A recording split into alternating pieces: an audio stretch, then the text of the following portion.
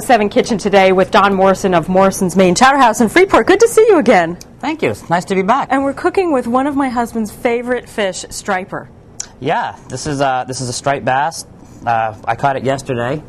And the kind of fun thing about this recipe is that there's no commercial trade of striped bass in Maine. You have to catch it yourself. You have to catch it yourself, yeah. So tell us, you start out with butter. We have butter in here. And in your grandfather's pot. Of course, we're using the old cast iron family pot. Love that.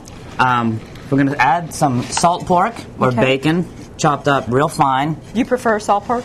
Yeah, it's a little less smoky flavor. It's it doesn't impart as much flavor into the chowder. And it looked like maybe a cup and a quarter? Oh, actually only about 2 ounces, which is about a quarter of a cup. Okay. Yep. Okay. And then we're doing onions. Yep, and then we'll get that all browned up, and we're going to add the onions. Okay. And then while those onions are cooking... That looks like maybe one medium onion. Exactly. Chopped? Yep, that's about what it is. While those are cooking, I'm going to take this nice fresh fish. This is a big one. Is this the one that your nephew caught? Tell us about your nephew. No, he caught one last week, actually. It was 24 pounds. He's only 5 years old. So then we're just going to take this after you've filleted it, and I took the skin off, and I'm just going to dice it up. This is a great fish for chowder because it holds together really well, and it really has a lot of nice flavor. And in case people don't realize, it's a saltwater fish, but it's not as fishy as you might expect. No, it's got an interesting taste, I think. I honestly think it's one of the best fish in the ocean. It's almost sweet for a saltwater fish, right? Yeah. Yep. And but it does have more flavor than a cod or a haddock, but not as much flavor as, say, a salmon. Right. So we're going to add that into the...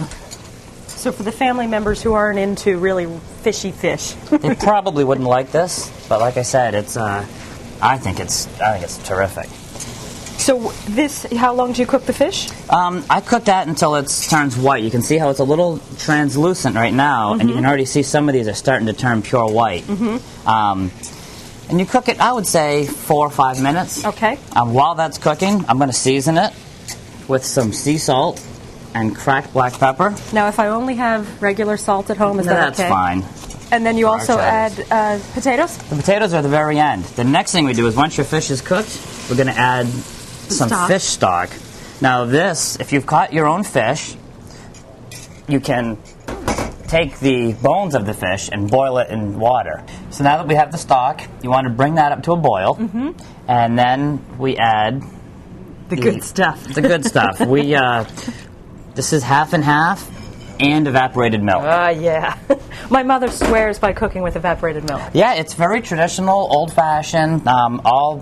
All of my family recipes are with evaporated milk. You know, we should mention that in addition to the restaurant, you also have a shipping business. Well, we have a manufacturing facility, and our chowders, the 4 products that we do are available in grocery stores all throughout New England, and actually as far down as Baltimore now. Okay, and the last thing is we add de resistance. Potatoes. These are 3 or 4 potatoes. Okay. They're cooked, they're diced up. Any special kind of potato or whatever you have around the house? I actually like a variety called the Norwis, just because it's a great chowder potato. They hold up well in the chowder. And I noticed you leave the skins on. I leave the skins on, yes. Now, you have to be careful not to let it come to a boil. You do not want it to come to a boil. You want to bring it up to a simmer, but you don't want to see any bubbles. Because you don't want anything to curdle. Exactly. And so then maybe 20 minutes? 20 minutes at the most, yeah. It's going to take you longer to catch the fish. Now, I just want to mention, too, I just want to ask you, you're going to have a segment on the Food Network. Yeah, that's exciting. We taped that this summer, and it should be on sometime this month. That's fantastic. Congratulations. Thank and we you. can see why. Okay, we're going to do a little taste here. Sure. Let's do a quick taste. Here's one of our bowls. Thank you. This was one that had been cooked in advance. Yep, I made that last night, and it was with the other side of the fish that we used. Okay. Of course, there's two fillets to a fish. And all right. My husband's going to be jealous. First to the fish, and then of this. It's delicious. Thank you. It's fantastic. And I didn't necessarily expect to like it, I have to say, but I love it. Oh, thank you. I love it. Thanks so much, Don. And if you'd like the recipe for striper chowder, just go to our website and click on 207. And we'll be right back.